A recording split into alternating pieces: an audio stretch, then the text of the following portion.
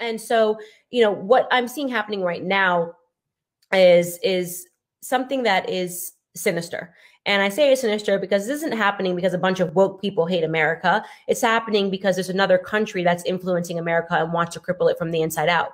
It's a different day. What I mean by that is that you cannot just invade a country the old school way, right? If you want to invade America, you can't just be like, I'm just going to throw a bomb and roll in some trucks to invade America. But if you did want to take over America, if you actually sought to take over the world and you recognize that times are different now, you would have to cripple America from the inside out, right?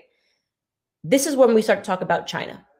At the same time that America is running this programming that men need to be women, walk around with their tail between their legs, and all these corporations who are largely funded by Chinese people. Chinese people own so much of American products. Everything we touch is made in China, made in China, made in China. At the same time, these corporations are telling us that being a man is wrong. China is running a parallel program to make men more masculine. So you can read that. That's not breaking news. Google BBC China program to make men more manly. So they are trying to systemize making their men more manly while they're trying to weaken our men.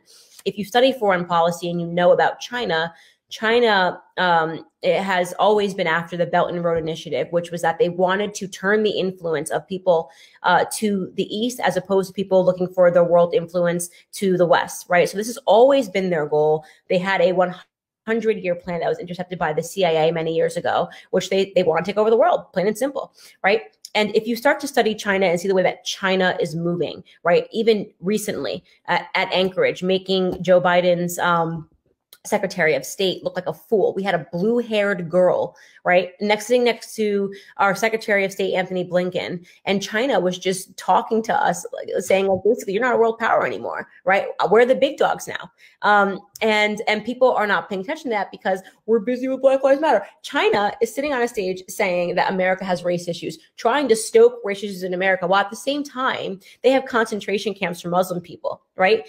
You think it's interesting timing that all of a sudden the Stop Asian Hate campaign is starting in America. Oh, what's that going to lead to? The same place the Black Lives Matter campaign led to.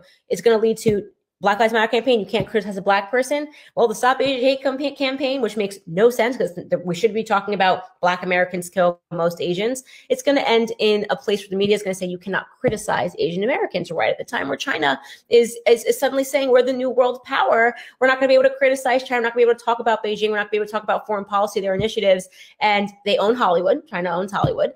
So all of the stuff that you're seeing is such a perfect ground for China to take over the world, which is what has always been their plan.